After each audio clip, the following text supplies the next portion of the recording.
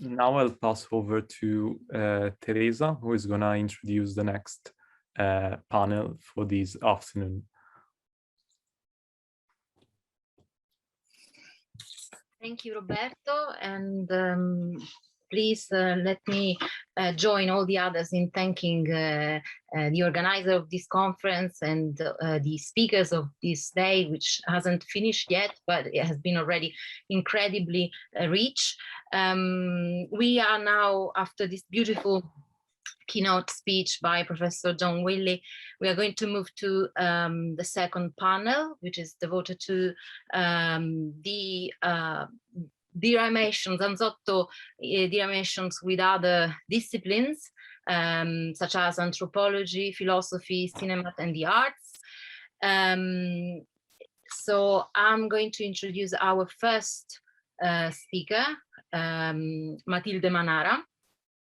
Matilde Manara is a PhD student at in comparative literature at Sorbonne Nouvelle University Paris 3, where she is interested in studying the intersection, the interference between the lyrical and the essayistic modes in modernist poetry, and more specifically a study involve names such as Paul Valéry, Rilke, Eugenio Montale, and Wallace Stevens. Prior to this doctoral study, she has been a student of modern literature at the University of Siena, and both her bachelor's thesis and her master thesis are in the process of being published. The first one is focused on Franco Fortini and his role as a translator of German, and her master thesis is about Andrea Zanzotto, of course, and particularly Zanzotto, Zanzotto critical writings. I just want to mention the title, Diplopie, Sovraimpressioni, Poesia e Critica in Andrea Zanzotto, which has been published by, it's going to appear for Pacini Press.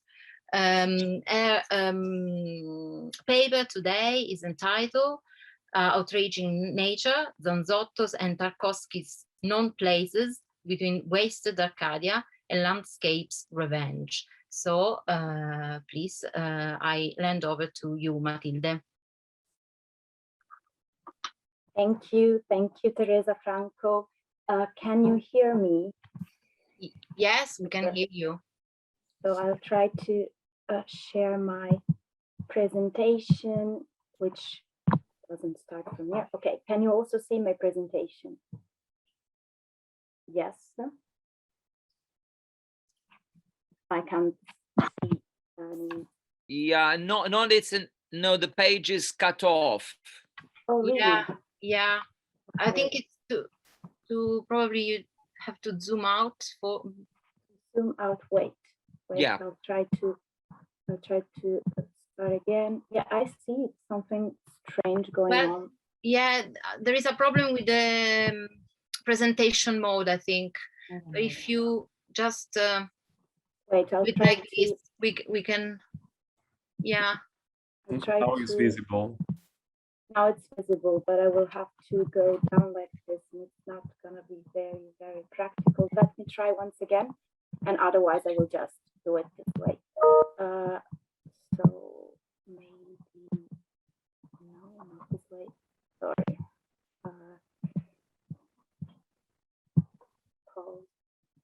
Okay.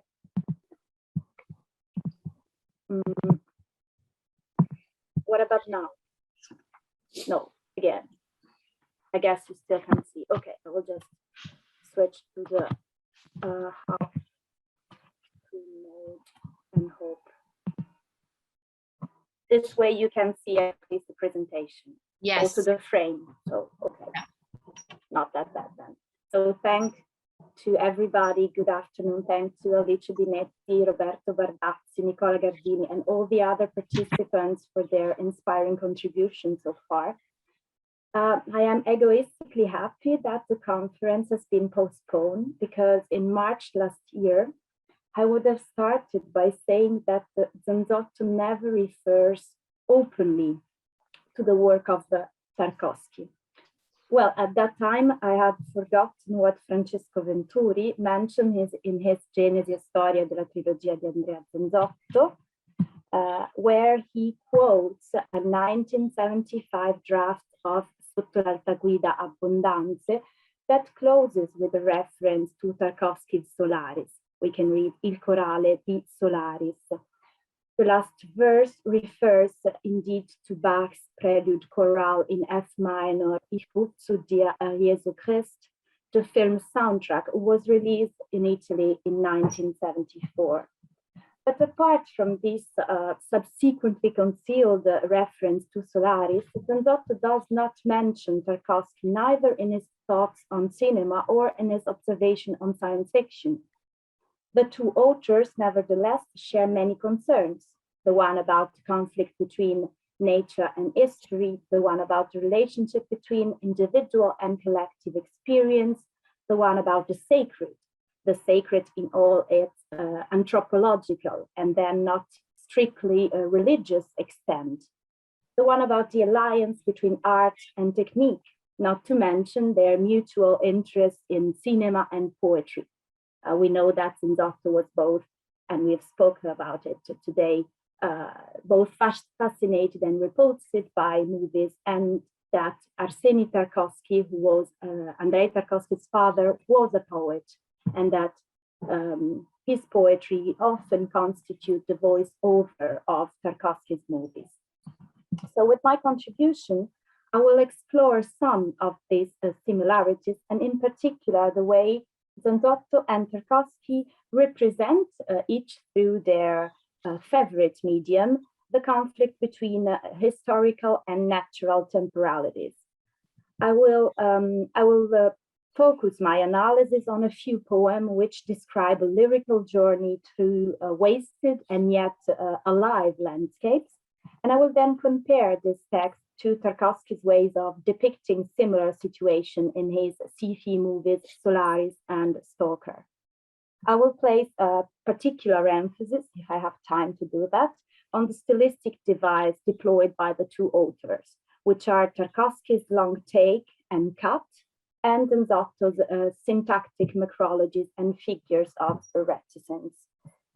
So I'll start by saying that Zanzotto's and Tarkovsky's view on the dialogue between man and nature are not based on purely scientific evidence, but rather on a perception.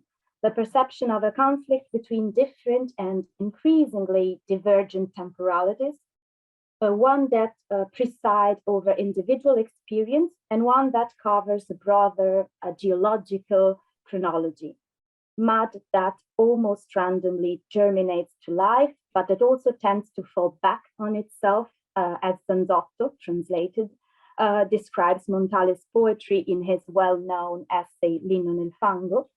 History is seen as a magmatic force that moves forward, destroys the metaphysical illusion of mankind, and buries all of the sacred remains of its relationship to nature. And that's why nature does not allow any technique, not even poetic ones, to exploit it.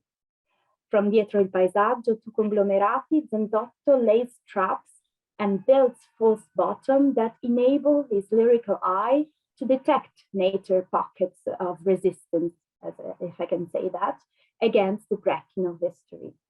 And Tarkovsky's view on the relationship between man and nature has implications that are similar to those of Zanzotto.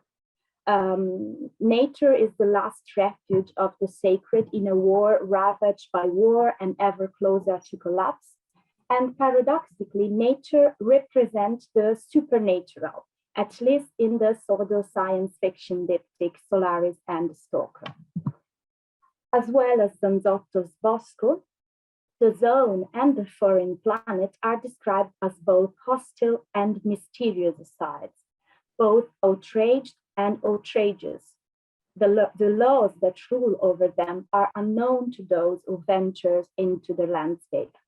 And in order to survive, one must absolutely follow the rules.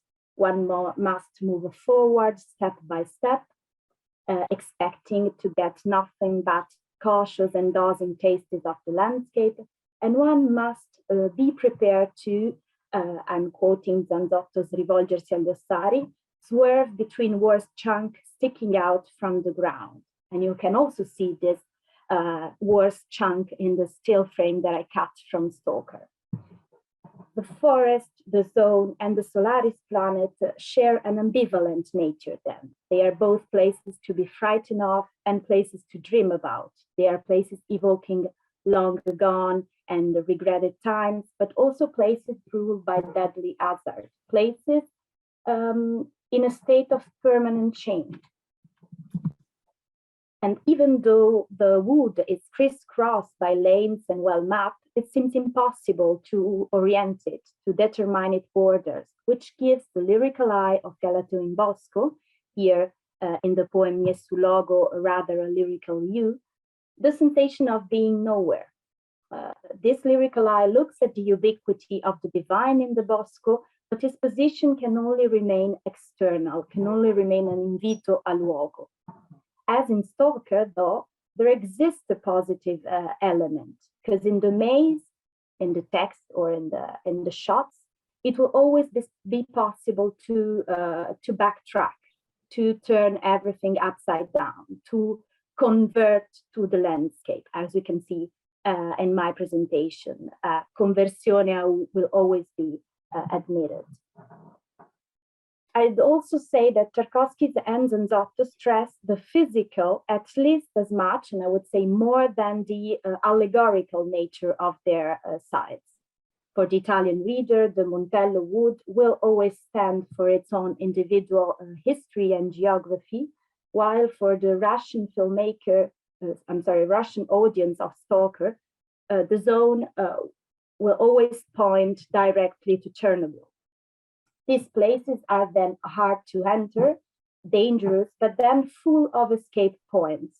I'm thinking of the zone, of course, but also of certe forre circolari piene di piante e poi buchi senza fondo from Il Galateo in Bosco, where we can see that war trauma has certainly made difficult to protect, to salvage memories, but it had also left its traces on the territory, as well as on the inhabitants of the place.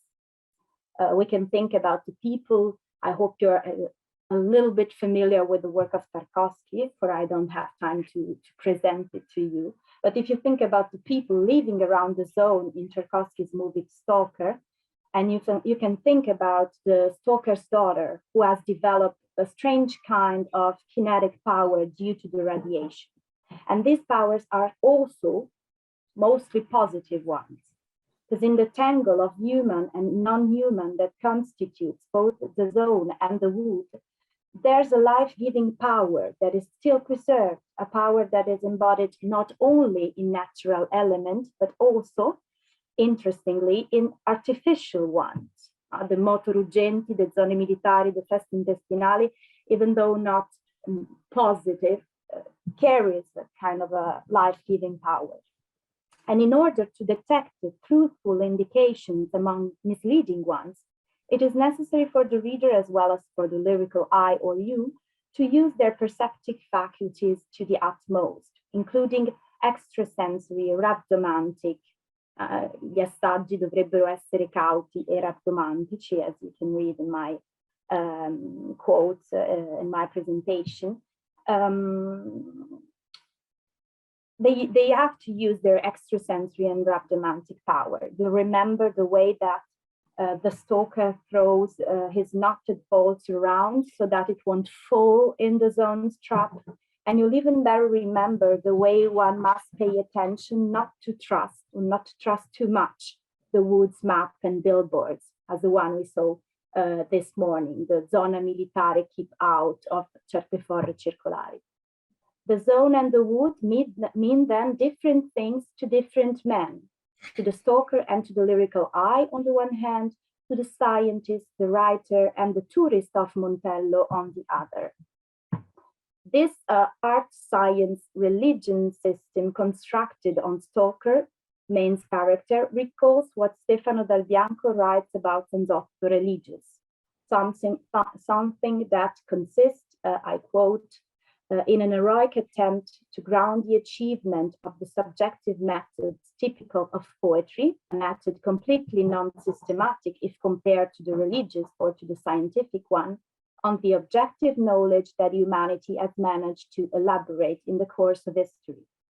In Zanzotto's work, I keep quoting Dal Bianco, the history of science, the history of religion, and the history of technology all play an important part because they are a precipitate of what man has produced in the last few millennia. And they all must be explored in order to find the glimpses of truth they store within themselves. So in Zanzotto, as well as in Tarkovsky, nature progressively becomes capable of protecting this truth. And it will be the poet who will have to adjust, let's say that, his knowledge to the landscape. Gradually, the subject seems to lose his leading function through places that have grown indifferent to manhood, to his language and to his history, and the resistance, the dissatisfaction also that he will find by being unable to find a stable identity is now revealed as a process that is itself generator of subjectivity. The impossibility of finding a subjectivity is itself generator of subjectivity. All along the two authors' production, then, the balance between the three parts of this system, art, religion, science, changes. This balance changes. The threat to the landscape will progressively turn into an authentic devastation, and the trauma that Zanzotto and Tarkovsky once perceived as individual will reach a collective scope. At the time of literal paesaggio and respectively of Andrei Rublev or even childhood, Dolle was a privileged site of communion between man and landscape. But once we arrive at the past time, the evil with nature will be deflagrated by a long series of violations, constructions, plantations, breeding, everything that can undermine the integrity of the landscape. In the transition, then, from Tarkovsky's historical to his sci-fi movies, from, let's say, Andrei Rublev and even childhood to Solaris and Stalker, we find a similar shift from the idea of nature as a needle, as a comfort zone, and to the idea of nature as a guerrilla warfare. Ironically, nature in any state of beauty is only found in the zone in Stalker. And ironically, in Stalker and in Meteo, Zanzotto's Meteo, some of the hope and the faith once embodied in nature find their way back to the city, find their way back to the human, to the compromise in several subtle ways. We can remember the dog that comes with the characters from the zone to the city, but we can also think about the Vitalde, the topinambur, the poppies that sprout from the concrete. We can think about Stalker's daughter, telekinetic power once again, but also of the lyrical eye, divinatory power that we can see displayed in Meteo's collection. Like nature, time, atmospheric as well as chronological, takes on an ambiguous meaning in both Zanzotto's and Tarkovsky's production from the late 70s. One of the most striking features of the Russian filmmaker's aesthetic concerns the role that natural temporality plays in his movies. On the one hand, we have the irruption of these temporalities, so the fall of the leaves, the tidal motion, and so on, that erupt into the rhythm dictated by the camera as a means to pit man history against the course, the immemorial course of the universe. On the other hand, the depiction of natural elements will always be highly controlled, for it will result from an artificial processing that is made possible precisely by cinematographic technique. So Tarkovsky relies on nature and natural phenomena to underscore and often to dictate the construction of the shot. Zanzotto and Tarkovsky as well, deep reflection on film and poetry as a technique, so both as an artistic practice and as a group of tools historically collected in order to execute a task, seems to me to allow them to represent the conflict between the experience of time as it is dictated by their medium-specific tools and as it is dictated by nature. And it seems to me that we can distinguish between two opposite ways of picturing this conflict, both in cinema and in poetry.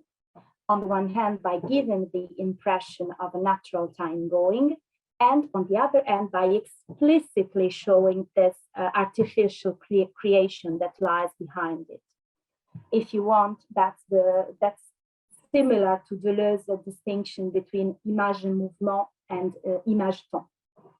This distinction led us to two couples of tools, long takes for Tarkovsky and syntactic macrology for Zanzotto, used to picture nature's time-going illusion, and cut for Tarkovsky and reticence device, so ellipsis, aposiopesis, enjambment, white spaces, used for from Zanzotto to picture artificial time-going. In Stalker, just to give a short example, we see a striking example of long take when the main characters find themselves a couple of feet away from the room and don't know what to do next. And Tarkovsky depicts this moral dilemma with a 3-minute argument among the main character, which once solved is followed by a 5-minute scene of the character outside the door. Concerning Zanzotto, his ways of slowing time, of giving this time-going illusion, go through the syntactic strategies. We know how the poet disrupts the typography of the text by constructing a kind of a multi-layered syntax, both semantically and semiotically organized. And we know that these two levels, often highlighted by the use of the verso a scalino, I don't know how to translate that in English, are in conflict with each other, but also create kind of a stream.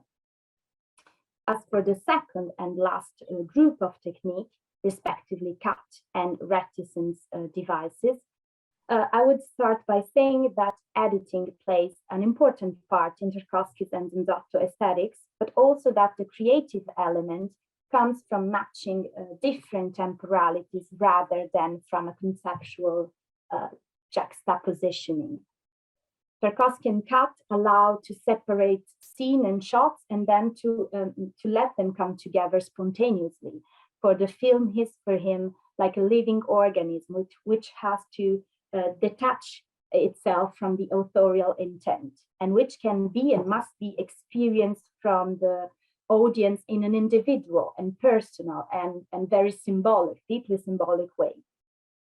In a similar way, Zanzotto's poetry seems to be all stretched between, at one side, an over-speaking, encyclopedic, often a bit logorrheic, authorial voice, and on the other side, a very hesitant, stammering, even silent persona.